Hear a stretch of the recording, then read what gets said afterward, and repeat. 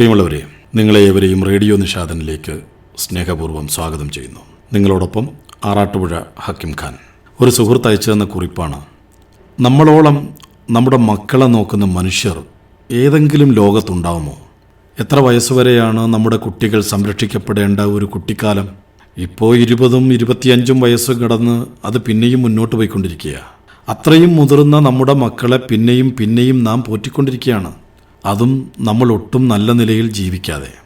പ്ലാവില പെറുക്കാറായാൽ അത് ചെയ്യണമെന്ന് നിഷ്കർഷിച്ചിരുന്ന ഒരു കാലഘട്ടത്തിലെ ബാല്യം ജീവിച്ചവരാണ് നമ്മൾ. 10 വയസ്സാകുമ്പോഴേക്കും കുടുംബജോലികളിൽ അവരവരുടെ പങ്ക് നിർവഹിച്ചിരുന്നവരാണ് നമ്മൾ. ആ തലമുറയിൽപ്പെട്ട ഇപ്പോഴത്തെ അമ്മമാരും ഒക്കെയാണ് 20 വയസ്സുകാരൻ മകൻ വീട്ടിൽ ഒറ്റയ്ക്കാണ് എന്ന കാരണത്താൽ തങ്ങളുടെ കൂട്ടുകാരികൾ പ്ലാൻ ചെയ്ത ഏതെങ്കിലുമൊക്കെ പരിപാടികളിൽ നിന്ന് ഒഴിവായി നിൽക്കുന്നത്. മക്കളിൽ ഒരാൾ 10ാം ക്ലാസ്സിലെത്തിയാൽ നീണ്ട അവധിക്ക് അപേക്ഷിക്കുകയും ടിവിയും ഇന്റർനെറ്റും അടക്കം സകല വിനോദങ്ങളും റദ്ദ് ചെയ്ത് വീടിനെ മരണവീട് പോലെ ശോകമൂകമാക്കുകയും ചെയ്യുന്നതും ഇതേ അമ്മമാരാണ്. മകന് മെഡിക്കൽ കോളേജിൽ അഡ്മിഷൻ കിട്ടിയതിനാൽ 5.5 വർഷം അവധിയെടുത്ത് കൂട്ടിരിക്കുന്ന ഒരു അമ്മയെപ്പറ്റി എനിക്കറിയാം. ഹോസ്റ്റലൊന്നും ശരിയാവില്ല, അവന് ഞാനില്ലാതെ പറ്റില്ല എന്നാണ് ആ അമ്മയുടെ യുക്തി. കുട്ടികളുടെ ജീവിതത്തിൽ തണലാവേണ്ടതില്ല എന്നല്ല, ഞാനും നിങ്ങളും കരിഞ്ഞുണങ്ങി പൊടിഞ്ഞു തീരും വരെ അവർക്കായി ഇങ്ങനെ വെയിൽ കൊള്ളേണ്ടതുണ്ടോ എന്നതാണ് വിഷയം. സ്വയം തണൽ തേടാൻ അവർ പ്രാപ്തരായ ശേഷവും അവനവൻ്റെ ജീവിതം അങ്ങനെ ഒന്നും ആസ്വദിക്കാതെ ത്യജിക്കേണ്ടതുണ്ടോ എന്നതാണ് എൻ്റെ ചോദ്യം. ഒരു പൊന്മാന് അല്പനേരം കൂടി അധികം മെനക്കെട്ടാൽ അതിൻ്റെ കുഞ്ഞുങ്ങൾക്കുള്ള മീനെ കൂടി പിടിക്കാവുന്നതേ ഉള്ളൂ. പക്ഷെ കണ്ടിട്ടില്ലേ, അത് മീൻ പിടിക്കാൻ കുഞ്ഞുങ്ങളെ ശീലിപ്പിക്കുകയാണ് ചെയ്യുക. മീൻ പിടിക്കാറായാൽ മക്കൾ സ്വയം മീൻ പിടിക്കട്ടെ എന്ന് പൊന്മാൻ പോലും വിചാരിക്കുന്നു. പറക്കാറായാൽ പക്ഷികൾ അവയുടെ കുഞ്ഞുങ്ങൾക്ക് ഇര തേടൽ നിർത്തുന്നു. പക്ഷെ നമ്മൾ മാത്രം പിന്നെയും മക്കളെ പോറ്റുകയാണ്. കോടിക്കണക്കായ ആളുകൾ ജീവിച്ചു മരിച്ചുപോയ ഒരിടമാണ് ഈ ഭൂമി. ജീവിച്ചിരിക്കുന്നവരെക്കാൾ കൂടുതൽ മരിച്ചവരുള്ള ഒരിടം. നമ്മൾ നമ്മുടെ ജീവിതം ജീവിക്കുക എന്നത് പ്രധാനമാണ്. മരങ്ങളിൽ വള്ളികൾക്കെന്നുള്ളതുപോലെയാണ് മറ്റുള്ളവർക്ക് നമ്മുടെ ജീവിതത്തിൽ സ്ഥാനം നൽകേണ്ടത്. അത് ഇത്തിക്കണ്ണികൾ എന്നതുപോലെയാവുമ്പോഴാണ് ആദ്യം നമ്മളും പിന്നാലെ നിർബന്ധമായി അവരും ഉണങ്ങിപ്പോകുന്നത്. മരിക്കുമ്പോൾ തിന്മകളിൽ നിന്ന് എന്ന പോലെ തന്നെ നന്മകളിൽ നിന്നും മനുഷ്യൻ സ്വതന്ത്രനാകുന്നുണ്ട്. നിങ്ങളുടെ അപ്പൂപ്പൻ്റെ അച്ഛനെ അല്ലെങ്കിൽ അമ്മയെ നിങ്ങൾക്കറിയുമോ? ഇല്ല. 2 തലമുറകൾക്കപ്പുറം നമ്മളും അതുപോലെയാവും. പേരക്കിടാങ്ങൾ പോലും ഓർക്കാത്തവരായി. ഇനി അഥവാ ഓർത്തിരുന്നാൽ തന്നെ നമുക്ക് അതുകൊണ്ട് എന്ത് ലാഭമാണുള്ളത്? അതുകൊണ്ട് അവനവന്റെ ജീവിതത്തെ പൂർണ്ണമായും ഉരുക്കിയൊഴിച്ച് അപരന്റെ ജീവിതത്തിൽ വെളിച്ചം പകരാതിരിക്കുക. അവനവനെ കൂടി ഇടയ്ക്കൊക്കെ പരിഗണിക്കണം. അവനവന്റെ ഇഷ്ടങ്ങൾക്ക് അപരന്റേതിനൊപ്പമെങ്കിലും പരിഗണന നൽകണം. 45 വയസ്സ് കഴിഞ്ഞ ഒരു മദാമ ഈയിടെ വയനാട്ടിൽ വന്നു. 50 വയസ്സിന് മുമ്പ് ചെയ്യേണ്ട 50 കാര്യങ്ങൾ എന്നൊരു ബക്കറ്റ് ലിസ്റ്റ് ഉണ്ടായിരുന്നു അവരുടെ കയ്യിൽ. അതിലൊട്ടുമുക്കാലും അവർ ചെയ്ത് തീർക്കുകയും ചെയ്തു. ആനപ്പുറത്ത് കയറുക എന്ന ബാക്കിയുള്ള ഒരു ഐറ്റം നടപ്പിലായി കിട്ടുമോ എന്നാണ് അവർക്ക് അറിയേണ്ടിയിരുന്നത്. അതിനാണത്രേ അവർ കേരളത്തിൽ വന്നത്. മറ്റുള്ളവർക്ക് വിചിത്രമെന്ന് തോന്നാം ചിലപ്പോൾ നമ്മുടെ ചില ആഗ്രഹങ്ങളെ. അത് പക്ഷേ നമ്മുടെ കുഴപ്പമല്ല, നമ്മളല്ല അവർ എന്നതുകൊണ്ടുണ്ടാകുന്ന ചെറിയ ഒരു കൺഫ്യൂഷനാണത്. നാം കാര്യമാക്കേണ്ടതില്ലാത്ത ഒന്ന്. നിത്യവും ധാരാളം രോഗികൾ പ്രായമെത്തി മരിക്കുന്ന ജെറിയാട്രിക് വാർഡിൽ ദീർഘകാലം ജോലി ചെയ്ത ഒരു നഴ്സിന്റെ അഭിമുഖം ഓർമ്മയിൽ വരുന്നു. ഭൂരിപക്ഷം ആളുകളും മരണത്തോടടുക്കുമ്പോൾ പറഞ്ഞിരുന്നത് എന്തായിരുന്നു എന്നതായിരുന്നു അവരോടുള്ള ഒരു ചോദ്യം. കുറെ കൂടി നന്നായി ജീവിക്കാമായിരുന്നു എന്നതാണ് അതിനവർ പറഞ്ഞ ഉത്തരം. പിന്മടക്കം സാധ്യമല്ലാത്ത ഒരു പോയിന്റിൽ എത്ര വേദനാജനകമാണ് ആ വിചാരം എന്നാലോചിച്ച് നോക്ക്.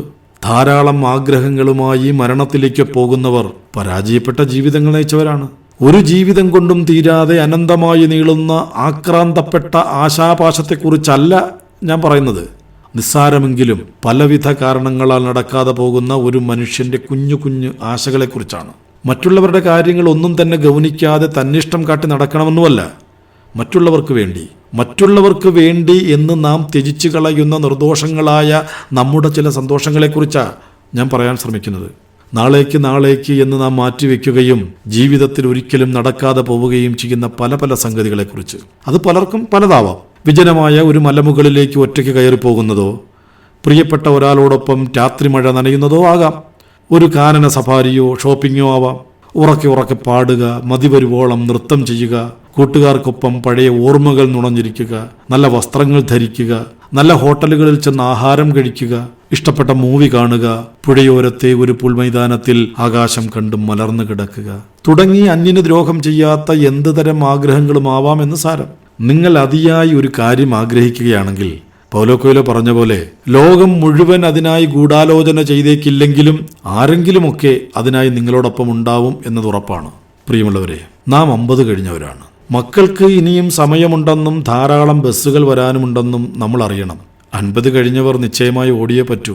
സ്റ്റാൻഡ് വിട്ടു പോയിക്കൊണ്ടിരിക്കുന്നത് അവർക്കുള്ള അവസാന ബസ്സുകളാണ്. അമാന്തിച്ച് നിന്നാൽ മനസമാധാനമില്ലാതെ മരിക്കാം. ഈ മനോഹര തീരത്ത് ഒരാവശ്യവുമില്ലാതെ പാഴാക്കി കളയാൻ ഒരു ജന്മം കൂടി തരുമോ എന്ന് ശോകഗാനം മൂളാം. പലവിധ ഉത്തരവാദിത്തങ്ങളുടെ സമ്മർദ്ദങ്ങൾ എൻ്റെ പ്രിയപ്പെട്ട പരിപാടികളെ തടസ്സപ്പെടുത്തുമ്പോൾ അതിനെ അതിജീവിക്കാനായി ഞാൻ പ്രയോഗിക്കുന്നൊരു തന്ത്രമുണ്ട്. പരോപകാരാർത്ഥം അതുകൂടി പങ്കുവെച്ചുകൊണ്ട് ഈ ഓഡിയോ അവസാനിപ്പിക്കാമെന്ന് കരുതുന്നു.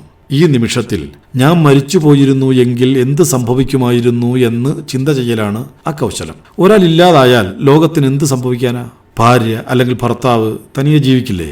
മക്കൾ പഠിക്കുകയോ ഉദ്യോഗം നേടുകയോ കല്യാണം കഴിക്കുകയോ കഴിക്കാതിരിക്കുകയോ ചെയ്യില്ലേ? നാട്ടിലെ ആളുകൾ പശുക്കളെ വളർത്തില്ലേ? ലോകം അതിന്റെ ക്രമം വീണ്ടെടുക്കില്ലേ? അത്രയേ ഉള്ളൂ കാര്യം. നമ്മുടെ ഈ പറയുന്ന തിരക്കുകൾക്കൊക്കെ അത്രയേ ഉള്ളൂ പ്രസക്തി. ജീവിതം എന്നും മറ്റുള്ളവർക്ക് വേണ്ടി ആവരുത്. ഭർത്താവിന് വേണ്ടി, ഭാര്യയ്ക്ക് വേണ്ടി, അല്ലെങ്കിൽ മക്കൾക്ക് വേണ്ടി, അങ്ങനെ മറ്റുള്ളവർക്കായി സമയം മാറ്റിവെക്കുമ്പോൾ കുറച്ച് സമയം നമുക്ക് വേണ്ടിയും മാറ്റിവെക്കണം. നമുക്ക് വേണ്ടി കൂടി ആവണം നമ്മുടെ ജീവിതം. നാളെ മരിച്ചു പോകുമ്പോൾ ഈ ലോകത്തെ അനുവദിക്കപ്പെട്ട പല കാഴ്ചകളും കാണാതെ, അനുവദിക്കപ്പെട്ട പലതും ആസ്വദിക്കാതെ ജീവിച്ചതിന് ആരെയാ കുറ്റപ്പെടുത്തേണ്ടത്? നമ്മളെ അല്ലാതെ. ജീവിക്കുക എന്നത് ജീവൻ ഉള്ളപ്പോൾ മാത്രം സാധ്യമാകുന്ന ഒന്നാണ് എന്ന് ഓർമ്മപ്പെടുത്തുന്നു. അതായത് 50 കഴിഞ്ഞാലെങ്കിലും നമുക്ക് വേണ്ടി, നമ്മുടെ ഇഷ്ടങ്ങൾക്ക് വേണ്ടി ജീവിതം മാറ്റിവെക്കുവാൻ പരിശീലിക്കുക. ആയതിനു വേണ്ടി ശ്രമിക്കുക. നന്ദി, നമസ്കാരം.